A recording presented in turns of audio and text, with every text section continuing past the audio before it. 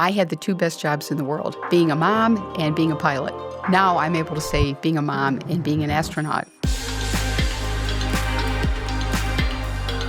I'm Cadet Emma Corby. I'm a senior at SU, and I'm joined today with Colonel Collins, also an SU alumnus.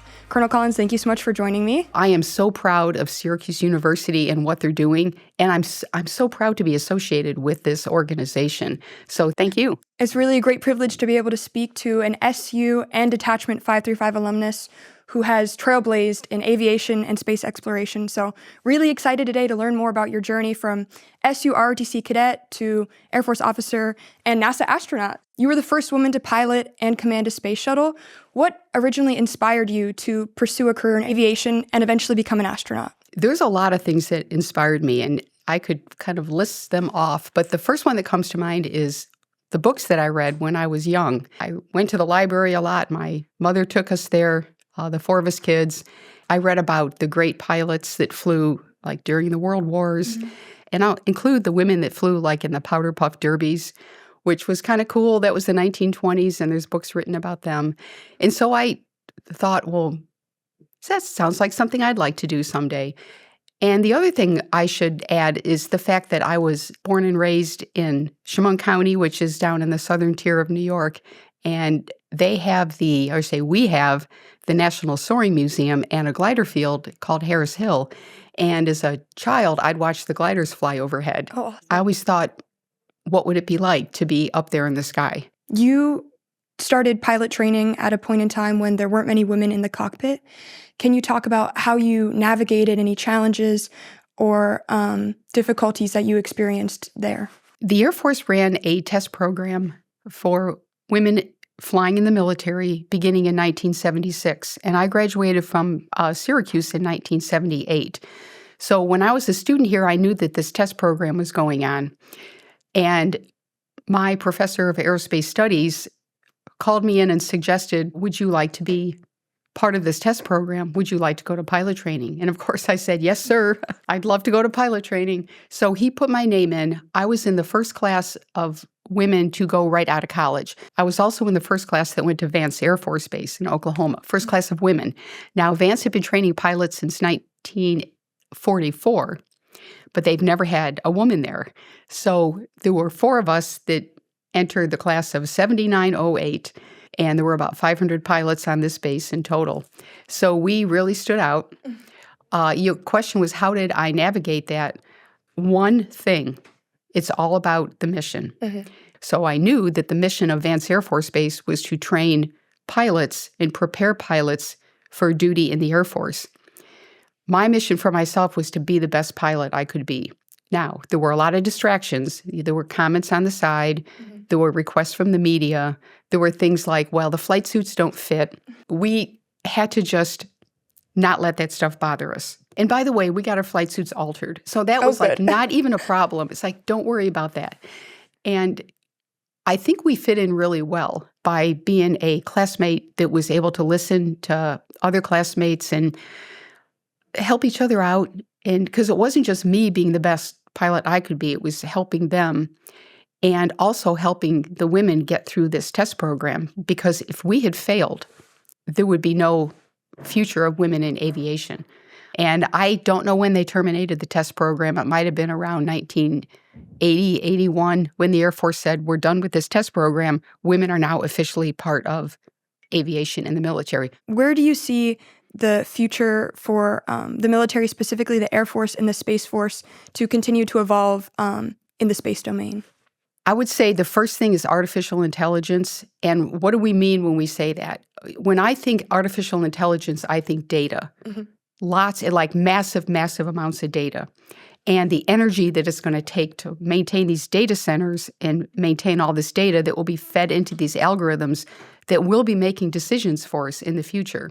So I think we need to have more young people choose careers that are, I think, lean on the technical side, that know how to use equipment, know how to fix things that are broken, know how to tap into things like, how is artificial intelligence being used?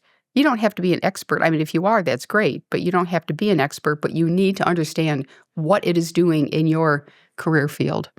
So you mentioned that obviously things have changed since you were a cadet here at Detachment 535 at Syracuse University.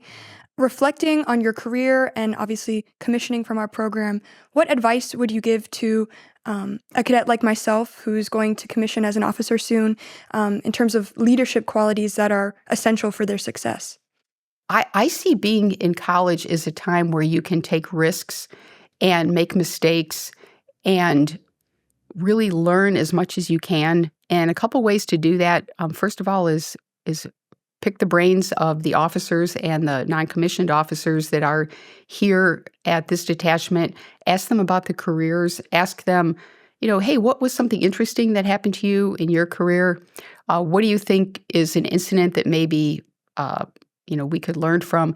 Another recommendation, and I know students are very busy because you've got all the courses that you're taking. But another recommendation I have is to read books about military leaders that have gone before us, that have done great things.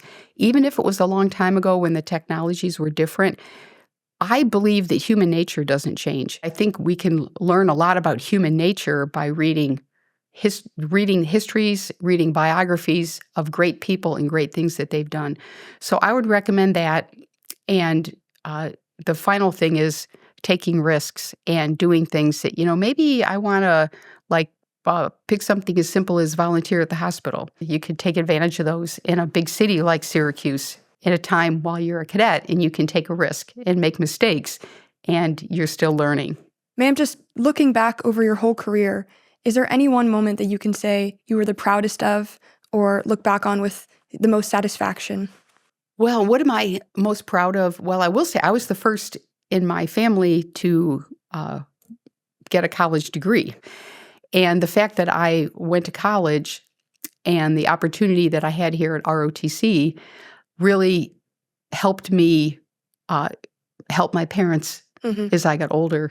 So I was proud of the fact that I went to college. But let me also say I'm a mother of two, and I'm very proud of the fact that I'm a parent and I raised two kids. For me, I had the two best jobs in the world, which were being a mom and being a pilot in the military. And now I'm able to say being a mom and being an astronaut. So you talk about the importance in awareness for everybody that's going to be a future leader in the role of AI. Can you maybe elaborate on how your experience at Syracuse University and what you see the university, the programs it's offering now, setting future leaders up to be able to do that successfully? I find that the older I get, the harder it is for me to accept change, which is why I mentioned the importance of Syracuse University in bringing in young people in areas of technology and giving them the creativity to think very broadly and very, widely, and not how have things always been done in the past, but what could possibly be in the future. If you just leave it to my generation, you'll see a lot more resistance. But when you bring in young people that have fresh new ideas, are like, yeah, we can do that. This is why I think we need young people coming right out of school. For example, here at ROTC at Syracuse University, having young people come out of school and join the military and bring their young ideas, their fresh ideas. They've got the resources here at the Veterans Center, and also I want to say the camaraderie and people that you can share your experiences with. Well, thank you, ma'am. Thank you so much for coming and speaking with us today. We're proud to have you as an alumnus of Syracuse University and Detachment 535. It really was amazing to be able to hear from your lessons and truly inspirational, so thank you so much.